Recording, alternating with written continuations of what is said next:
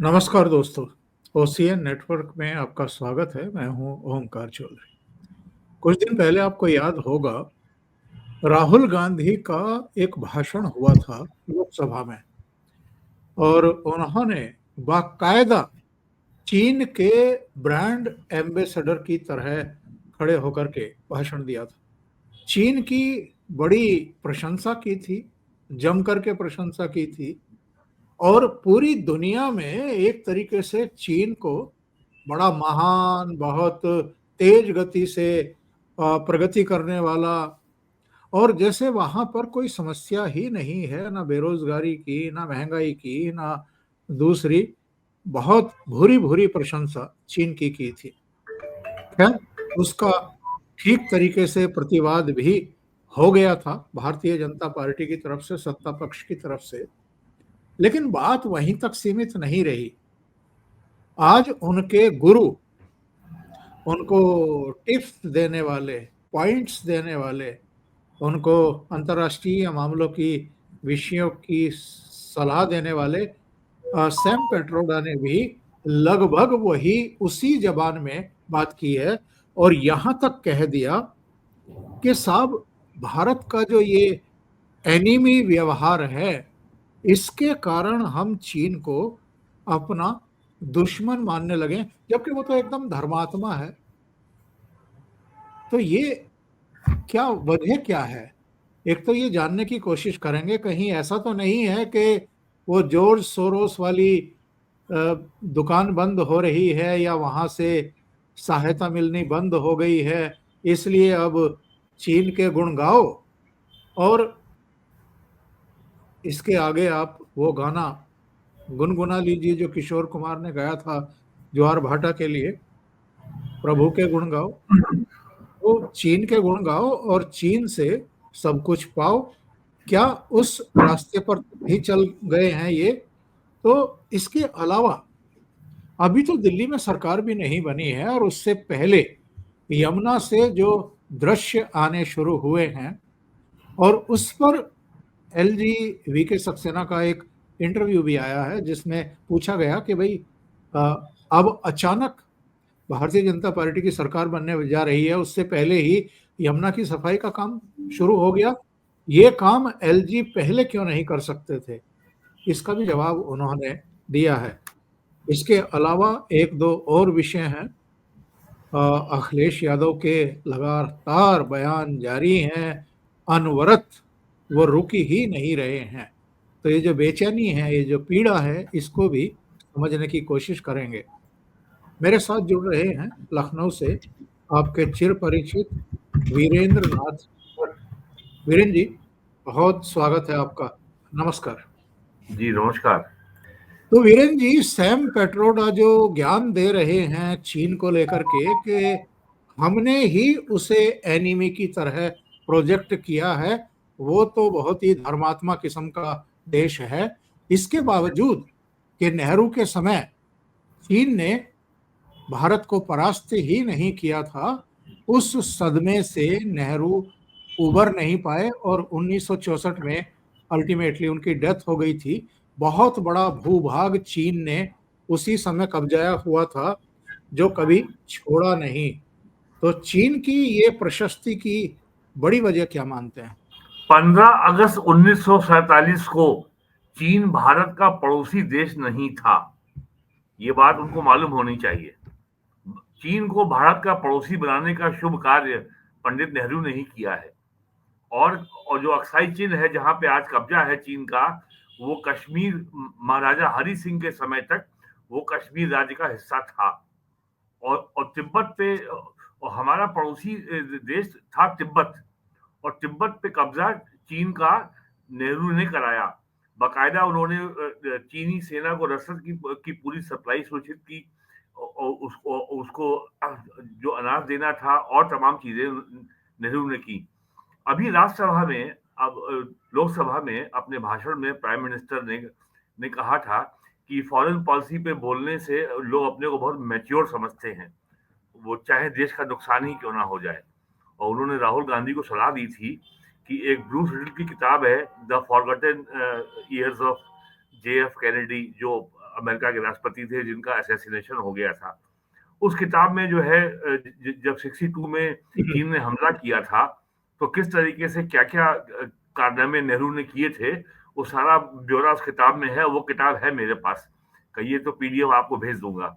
ये तो है, ये इनके काले कारनामे। और आज कांग्रेस 2020 अप्रैल में जब चीन की सेना ने हमला गलवान वैली में घुस आई थी, अब वापस चली गई है, उसके बाद से कांग्रेस का जो इकोसिस्टम है वो हर दूसरे महीने खबर लेके आता है कि चाइना जो है भारत के क्षेत्र में गांव बसा रहा है। अरे चाइना जिस क्षेत्र में गांव बसा रहा है, वो जमीन चाइना के कब्जे में कब आई थी? 62 में आई थी, मोदी के समय नहीं आई थी। ये सारा ब्यौरा किताब में है। और एक ब्रिगेडियर दलवाई की एक बहुत मशहूर किताब है, द हिमालयन ब्लंडर, उसको पढ़ लें, सारा ब्यौरा मिल जाएगा। तो कांग्रेस का जो भारत से प्रेम है वो तो आजादी के पहले ही शुरू हो गया था। गांधी नेहरू ने देश का बंटवारा कराया, और वही काम कांग्रेस का आज भी जारी है। हम सैम पित्रोदा की बात क्यों करें? राहुल गांधी भारत में रह करके ये कहते हैं कि we are fighting Indian state. Indian state से लड़ रही है पाकिस्तान की आईएसआई, इंडियन स्टेट से लड़ रहा है लश्कर ए तैयबा, जैश ए मोहम्मद, हिजबुल मुजाहिदीन, अल कायदा और आईएसआईएस, या आपके नक्सलवादी। तो राहुल गांधी क्या भारत के लोकसभा में लीडर अपोजिशन होकर के क्या भारत राष्ट्र राज्य से लड़ रहे हैं? क्या वो नक्सलाइट हैं? क्या वो आईएसआई के हैं? और राहुल गांधी ये भी कह चुके हैं जाके लंदन में, भारत कोई देश नहीं है, ये तो एक राज्यों का समूह है। It's a union of states. Rahul Gandhi तो भारत को देश ही नहीं मानते। और उसके बाद ये जो सैम पित्रोदा है, ये कांग्रेस के साइड टूल किट हैं जो अमेरिका में बैठे हुए हैं। जब अभी चुनाव लोकसभा का आया था, तब वो बोल रहे थे इंडिया में तो लोग जो है बाहर से आके बसे हैं, तमिलियन काले हैं, ये अफ्रीका से आए हैं, ये गोरे हैं तो ये मलेशिया से आए हैं, और वो जो नॉर्थ ईस्ट वाले हैं वो सब चाइना से आए हैं, भारत कोई देश नहीं है। तो कांग्रेस ने इनको पार्टी से निकाल दिया, और जैसे ही चुनाव खत्म हुआ वो फिर से पार्टी में वापस आ गए। अब जी हाँ। अमेरिका में डोनाल्ड ट्रंप आ गए हैं, सोनार से तो जो इनकी जो अम्बिलिकल कॉर्ड थी, और जो इनकी प्राण नली थी पैसा मिलने की, वो बंद हो गई है। और यूएसएड ने कहाँ किसको कितना पैसा बांटा है, ये खबरें आज और कल अखबारों में छपी हैं कि भारत में वोटर टर्नआउट कैसा रहा है, इसके स्टडी करने के लिए यूएसएड ने $22 बिलियन दिए थे। जो हर्ष मंदेर, जो सोनिया गांधी की नेशनल एडवाइजरी काउंसिल के मेंबर थे, वो जो है जॉर्ज सोरोस के जो संस्था है ओपन सोसाइटी फाउंडेशन, वो उसके इंडिया चैप्टर के वो अध्यक्ष हैं, उनको कितना पैसा मिला था। तो ये सारी बातें अब सामने आ रही हैं। तो अब कैसे जो है मामले को कैसे घुमाया जाए, और कैसे आरोपों से बचा जाए, कैसे जवाबदेही से बचा जाए। और लेकिन अब उनको ये ध्यान रखना चाहिए, ये नरेंद्र मोदी प्राइम मिनिस्टर अपने 11वें साल में हैं, और उन्होंने लोकसभा में कहा था अभी तो ये हमारा तीसरा ही टर्म है, यानी अभी तो और कई टर्म बाकी हैं। तो इसलिए अब उनको बड़ी परेशानी है, उनको बहुत चिंता है। और ये जो ग्लोबल डीप स्टेट का, जिसमें जिसमें कम्युनिस्ट और वहाबी और इस्लामी जिहादी और ये क्रिश्चियन चर्च, जिसको आप कहते हैं पंच मक्कार, मैकाले और ये मैकाले, मुल्ला, मिशनरी, और ये मीडिया, और पांचवा एक और है। तो ये पंच मक्कारों की जो दुकान है, नरेंद्र मोदी ने इनको 10 साल बर्दाश्त किया, इनको कुछ नहीं बोला। इन लोगों ने फर्जी आंदोलन किए, साल भर पंजाब हरियाणा बॉर्डर पे जो है ये दिल्ली हरियाणा बॉर्डर पर धरना चलता रहा किसानों का, हजारों करोड़ रुपए खर्च हुआ, कहां से आया पता नहीं। शाहीन बाग पे भी कई महीने इनका धरना चला नागरिकता कानून के ऊपर। यूपी में हुआ, लखनऊ में हुआ, कानपुर में हुआ, दंगे भी कराए। और यूपी में आपको याद होगा दिसंबर 2019 में एक साथ 35 शहरों में इन्होंने बवाल किया था। और लेकिन यूपी गवर्नमेंट ने मामले को संभाला, कहीं पर भी लॉ एंड ऑर्डर की स्थिति नहीं बनने दी, कहीं दंगा नहीं होने दिया, कहीं गोली नहीं चली। सबसे बड़ा कांड तो हुआ था सहारनपुर में, और दूसरा लखनऊ में हुआ था, तमाम गाड़ियां जला दी गई थी। तो अब ये जो है, अब ये जो इकोसिस्टम है, इसको अब इसके सामने डोनाल्ड ट्रंप के आने के बाद अस्तित्व का संकट खड़ा हो गया है। अब ये कैसे खड़ा, अब ये कैसे, इसका आने वाले दिन में कैसे चलेगा? और जो इनको, हाँ, इस ग्लोबल इस डीप स्टेट ने और अमेरिकी पैसे ने एक काम तो कर दिया कि बीजेपी की सीटें कम करा दी और उसको अपने दम पर बहुमत लेने से रोक दिया। 240 पे वो रुक गए। लेकिन वो जो वर्डिक्ट था, वो जो मैंडेट था, वो जो चुनाव परिणाम था, उसके ऊपर विदेशी हस्तक्षेप का कितना असर है, इससे स्पष्ट हो गया कि भारतीय जनता पार्टी को 3 महीने बाद हरियाणा में 8 अक्टूबर को स्पष्ट बहुमत मिला। और लोगों को जी, और पार्टी को ये भी याद दिलाना चाहूंगा कि 2014 में 2019 में बीजेपी को इतनी सफलता नहीं मिलती हरियाणा में जो 2024 में मिली। फिर फिर नवंबर में बीजेपी को की अब तक की बेस्ट परफॉर्मेंस थी महाराष्ट्र के चुनाव में, और करीब वो केवल अपनी मेजोरिटी से 10 या 12 सीटें कम रह गई थी। और ये शिवसेना उद्धव ठाकरे और ये एनसीपी शरद पवार और कांग्रेस, ये सब लोग जो है कहीं इस मैदान में खेत हो गए। यूपी वेस्ट 50 भी असेंबली 50 50 पे, भी क्रॉस नहीं कर पाए, और 50 भी यूपी क्रॉस। असेंबली में नवंबर में 9 विधानसभा सीटों पर चुनाव हुए, उसमें 7 बीजेपी ने जीती। फरवरी में दिल्ली में चुनाव हुए, बीजेपी को स्पष्ट बहुमत मिला। और जो मिल्कीपुर सीट थी, जिसके जिसके विधायक अवधेश प्रसाद जो है फैजाबाद से एमपी हो गए, और जिनको अखिलेश यादव ने कहा था ये अयोध्या के राजा हैं, वो उनका बेटा वहां चुनाव में था कैंडिडेट सपा का। 61,000 से अधिक वोटों से बीजेपी ने वो सीट जीती।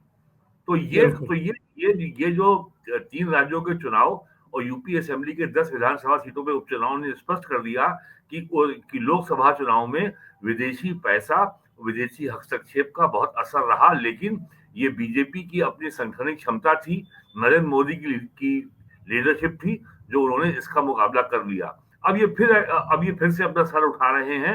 अब इनको मालूम है कि अब अगली लड़ाई बिहार में है। अगर वहां भी हम खेत रहे तो फिर हमारा भविष्य जो है बहुत ही अंधकारमय हो जाएगा। और असली बात यह है, 2014 में जब मोदी की सरकार बनी थी, तब इनका ये आकलन था, ये खाली 5 साल के लिए आए हैं, और जैसे षड्यंत्र करके हमने अब तक की सारी गैर कांग्रेस सरकारों को निपटाया है, अटल बिहारी वाजपेयी की सरकार को परेशान किया है, वैसे ही हम मोदी को भी निपटा देंगे। तो लेकिन ये इसमें बुरी तरीके से असफल रहे, और 19 में बीजेपी की सरकार आ गई। और यहाँ मैं दर्शकों को ये भी याद दिला दूं, अटल बिहारी वाजपेयी 91, 96, 98, 99 और 2004 लगातार 5 बार चुनाव लड़े, लखनऊ लोकसभा सीट से, और सांसद बने। जब भी अटल बिहारी वाजपेयी अपना अपना नामांकन दाखिल करने आते थे, कांग्रेस का जो डर्टी ट्रिक डिपार्टमेंट से एक चिट्ठी जारी होती थी। अटल बिहारी वाजपेयी जो अंग्रेजों के मुखबिर थे, और इन्होंने 1946 में ये माफी मांग के जेल के बाहर आए थे। कांग्रेस ने लगातार 15 साल ये गंदा काम जारी रखा। और आपको याद होगा कि किस तरीके से जो है वो बीजेपी के अध्यक्ष थे बंगारू लक्ष्मण, उनको जो है स्टिंग ऑपरेशन किया गया, उनको 5 लाख रुपए दिए गए, उसका वीडियो बनाया, उनको बदनाम किया गया, उनको पद छोड़ना पड़ा। और वो जीवन भर जो है और बाकी जीवन वो गुमनामी में जिए, और उसी बदनामी, उसी गुमनामी में वो इस दुनिया से चले गए। तो अटल बिहारी वाजपेयी के समय कितने षड्यंत्र हुए थे सरकार को बदनाम करने के लिए, सरकार को अस्थिर करने के लिए। ये बात लोगों की स्मृति से अब उतर चुकी होगी, इसलिए मैं बात दोहरा रहा हूँ। वही सारा षड्यंत्र का सिलसिला जो कांग्रेस और लेफ्ट कम्युनिस्टों का, वहाबियों का, जिहादियों का जो इकोसिस्टम है, जिसमें अब खालिस्तानी और चर्च भी शामिल है, वो पिछले 10 साल से लगातार प्रयास कर रहे हैं, और उनको लगातार हार का सामना करना पड़ रहा है। तो उनको भी तो अपने अस्तित्व को बचाना है, कुछ तो करेंगे वो। तो ये जो आज सैम पिट्रोडा ने जो बोला है, ये केवल उसी दिशा में एक नया कदम है कि यूएस एड ने भारत के किन किन संस्थाओं को कितना पैसा किस काम के लिए दिया। अब तो पत्रकारों की सूची भी आने वाली है, और दिल्ली में बड़े लोगों की संख्या है जो जो लेफ्ट और जो अपने को सेकुलर लिबरल कहता है, और जो साल में 12 महीने केवल नरेंद्र मोदी के खिलाफ ही कैंपेन चलाता है और कुछ कर नहीं पाता। और एक अखबार तो इतना महान है जो एक जो ओसीसीआरपी प्रोजेक्ट है, organise crime and corruption reporting project, एक अखबार जो उसका सबसे बड़ा बेनिफिशियरी था, वो आजकल पहले पन्ने पर रोज रोज जो है मोदी गवर्नमेंट के विकास की खबरें छाप रहा है। बहुत बड़ा अखबार है वो, अंग्रेजी का। तो ये सब हो रहा है आजकल। तो इसलिए अभी देखिए, अभी ये तो अभी इब्तिदा है, अभी तो शुरुआत है। देखिए अभी आगे आगे होता है क्या। बड़े बड़े बड़े मामले खुलेंगे। और अभी तो जो है पार्लियामेंट इस समय रिसेस में है, एडजर्न चल रही है। 10 मार्च से पार्लियामेंट फिर आएगी।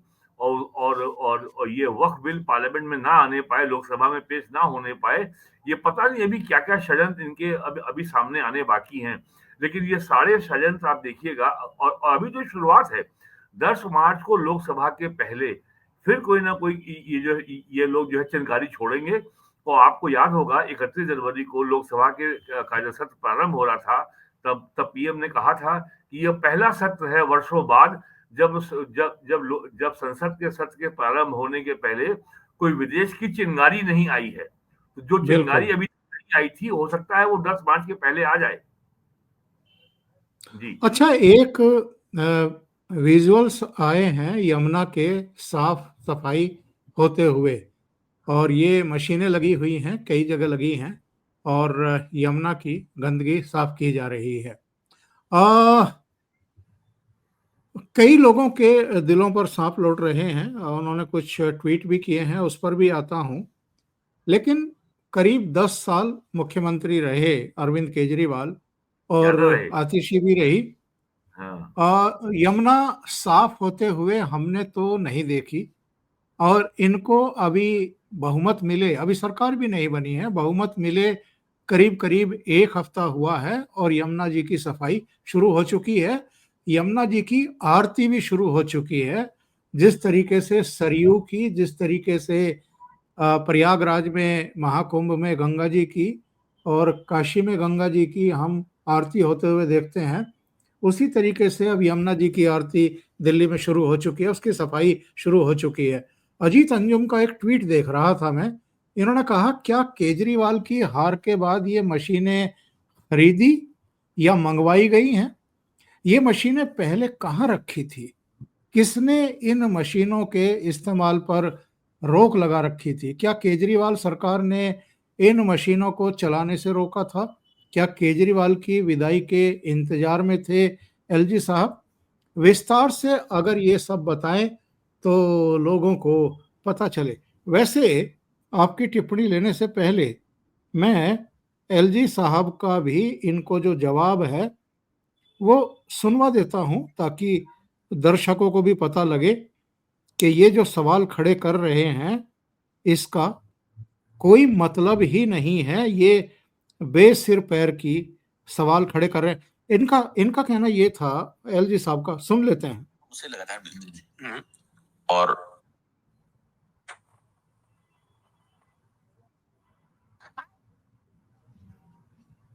जी, 1 मिनट, वो गायब हुआ। केजरीवाल साहब मुझसे लगातार मिलते थे और हमेशा कहते थे कि साहब ये बड़ा अच्छा काम है आप कर रहे हैं, और आप ही इस काम को कर सकते हैं, मैं तो नहीं कर पाया, और चलिए हम भी आपके साथ हाथ इसमें लगाएंगे। हमने कहा यू आर मोस्ट वेलकम, क्योंकि ये काम तो आपका था। बिल्कुल बिल्कुल। लेकिन मुझे करना पड़ रहा है क्योंकि ये हुआ नहीं, और इसमें लोग नियुक्त सरकार का जो दायित्व था जी, वो एक दृष्टि से राष्ट्रपति नियुक्त उपराज्यपाल को करना पड़ा जी। और कम से कम 10 बार जब हमारी उनसे मुलाकात हुई, तब उन्होंने हमेशा अप्रिशिएट इस बात के लिए किया कि आप बहुत अच्छा काम कर रहे हैं, बहुत अच्छा कर रहे हैं। और फिर मैंने उनको एक बार इन्वाइट किया कि आप नजफगढ़ डेन आकर देखिए।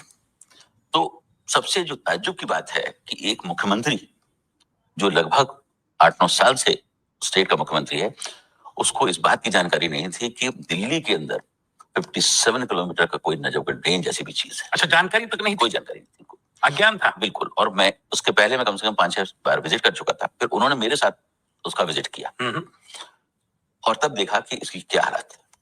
चलिए ठीक है, सिलसिला चलता रहा, और एक दिन अचानक जो है सुप्रीम कोर्ट ने मेरे इस काम के ऊपर जो है स्टे कर दिया, और उसके बाद से आज करीब 14 से 15 महीने हो गए हैं। और ये स्टे क्यों आया? वो इसी वजह से आया कि एनजीटी का जो ऑर्डर था, जिसमें उन्होंने मुझे इस हाई लेवल कमेटी का चेयरमैन बनाया था, केजरीवाल साहब ने शायद समझा कि अगर यमुना की सफाई होगी जो मैं नहीं कर पाया 8-9 सालों में, तो उसका क्रेडिट जो है एलजी साहब को मिल जाएगा, तो मेरे लिए तो बड़ा खराब हो जाएगा, तो इसलिए वो जी, अनुपम जी, तो बजाय यमुना को साफ कराने के, अगर एलजी ने इनिशिएट किया था तो उसमें भी अड़ंगेबाजी की गई और सुप्रीम कोर्ट पहुंच गई स्टे लेने के लिए। देखिए, मूल बात ये है कि चीफ मिनिस्टर होता है एग्जीक्यूटिव हेड, सरकार का मुखिया वो होता है, सरकार के सारे निर्णय वो करता है। और ठीक है, दिल्ली के पास फुल स्टेटहुड नहीं है, लेकिन यमुना इतना बड़ा इशू था। अरविंद केजरीवाल जो के लिए ये बहुत बड़ा एक अपना पोल प्लान था। इस मुद्दे पर वो एलजी साहब से लड़ सकते थे। उन्होंने दर्जनों बार एलजी के उन्होंने लगातार एलजी के खिलाफ अभियान चलाया है, और उन्होंने कभी भाषा की मर्यादा का भी कभी ख्याल नहीं रखा। यहाँ तक कि आपको याद होगा, एक बार ये 3-4 नेता इनके वो एलजी के बंगले में जाके बाहर विजिटर रूम में रात भर लेटे रहे थे, सोफे पे लोग। तो क्या कभी कभी एलजी कभी यमुना की सफाई को लेकर के क्या कभी इन्होंने एलजी के बारे में कोई बयान दिया? और जितना ये जो आपका वामपंथी और ये और जिहादी जो इकोसिस्टम है, इसका ये अपना काम करने जो इसका पॉलिटिकल मॉडल है, जहां कहीं मामले में आपकी जवाबदेही आए, कभी ऐसी स्थिति पैदा हो कि आपको जवाबदेह बनना पड़े, आपको जवाब देना पड़े, तो हर मामले में विवाद खड़ा कर दो। जैसे अजीत अंजुम जो है, ये उन्होंने सवाल खूब सारे पूछ लिए एलजी से। क्या कभी अजीत अंजुम ने कभी केजरीवाल से भी पूछा था कि भाई साहब, आपका ये वादा था कि हम यमुना साफ करेंगे, आपने क्या काम किया? और उल्टे आपने चुनाव के समय कहा कि हरियाणा में जहर मिलाया गया, और आपके खिलाफ मुकदमा हो गया है हरियाणा में सोनीपत कोर्ट में, या ये किसी अन्य जिले में, तो आज आप वहां पेश नहीं हो रहे हैं। और ये कितना गैर जिम्मे और इनको ये लगता है, जो इनका पॉलिटिकल मॉडल है, आम आदमी पार्टी एएपी है, इसका नाम ही है अब्यूजिंग एंड एक्यूजिंग पार्टी। गाली दो, आरोप लगाओ, और शूट एंड स्कूट, भाग जाओ आरोप लगा करके। और याद करिए, 14 में ये बोलते थे सोनिया गांधी को हरा दो, और नरेंद्र मोदी को हरा दो, लालू यादव को हरा दो, शरद पवार को हरा दो, मुलायम सिंह को हरा दो, ये देश में रामराज आ जाएगा और करप्शन दूर हो जाएगा। और ये सबको गाली बकते थे। इन्होंने उस समय, आपको याद होगा, दिल्ली के जो एंटी करप्शन ब्यूरो के में इन्होंने मुकेश अंबानी के खिलाफ भी इन्होंने एफआईआर करा दी थी। ये सब इन्होंने किया है। तो ये लगातार एक ना एक सनसनीखेज बातें करते रहना, लगातार जो है ये आरोप लगा करके, और नैरेटिव का कंट्रोल अपने हाथ में रखना, अखबारों को और टीवी चैनलों को मोटा विज्ञापन देना, ताकि उनकी हर खबर, उनकी हर आरोप, उनकी हर प्रेस कॉन्फ्रेंस प्रमुखता से चले। यही मॉडल रहा है अरविंद केजरीवाल का। अब आज उनके पास जवाब नहीं है कि क्या उनको एलजी ने यमुना की सफाई का कार्यक्रम को लागू करने से क्या रोका था? अगर ये मशीन पहले से मौजूद थी, तो क्या एलजी ने रोका था कि इन मशीनों को लगा करके यमुना में जो भी मलबा इकट्ठा है, या जो भी जलकुंभी इकट्ठा हो गई है, उसको बाहर ना निकाला जाए? अरविंद केजरीवाल खाली इतना बता दें, उन्होंने पिछले 10 साल में केंद्र सरकार के पर्यावरण मंत्रालय से, वन मंत्रालय से, या गृह मंत्रालय से, या वाटर रिसोर्स मंत्रालय से क्या कभी कोई सहायता मांगी? क्या कभी उन्होंने केंद्र सरकार से कभी इसके लिए कोई कोई पैसे की मांग करी? कभी किसी टेक्नोलॉजिकल हेल्प की मांग करी? क्या कभी उन्होंने किसी एक्सपर्ट्स की मांग करी? सिंगापुर में मेयर्स की कॉन्फ्रेंस में तो अरविंद केजरीवाल जा सकते हैं। मेयर आप रहे और जा रहे हैं मेयर कॉन्फ्रेंस में, केंद्र सरकार ने रोक दिया, तो फिर आपने आरोपों की झड़ी लगा दी केंद्र सरकार के खिलाफ। तो ये सारे सवालों का जवाब देना पड़ेगा, और केवल जहां जहां आपको जवाब देने की नौबत आए, आप हर जगह विवाद खड़ा कर दो और उल्टे आरोप लगाना शुरू कर दो, या जो अपना इकोसिस्टम की जो आपके चिंटू हैं, जो आपके उनके जरिए ट्वीट करवाना शुरू कर दो। अब इससे काम नहीं चलने वाला है। उनको जवाब देना पड़ेगा कि भाई, आखिरकार ये जो काम आज हो रहा है, वो आपके कार्यकाल में क्यों नहीं हुआ? आप इसका जवाब दीजिए। और अभी आतिशी मुख्यमंत्री है ना, अभी तो केयरटेकर चीफ मिनिस्टर वो हैं, और उन्होंने आरोप लगाना शुरू कर दिया कि जो है दिल्ली में पानी नहीं आ रहा है, और इस इलाके में भी उनका आरोप लगाने का कार्यक्रम अभी भी जारी है।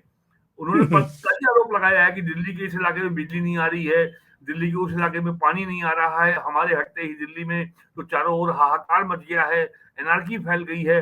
वो उनका, आप देखिएगा, आने वाले सालों में आम आदमी पार्टी लगातार आरोपों की झड़ी लगाएगी। हाँ, अब उसको मीडिया में उतना जो है प्रमुखता से स्थान नहीं मिलेगा जो अब तक मिलता है 10 सालों में। अभी तक अरविंद केजरीवाल एंड कंपनी के हाथों की कठपुतली की तरह काम करने वाले मीडिया में इतनी बेचैनी क्यों है कि नया चीफ मिनिस्टर कौन बनेगा? अरे भाई सब्र करो, इंतजार करो, बीजेपी बना देगी जिसको बनाना है, तुम्हें इतनी जल्दी क्यों है?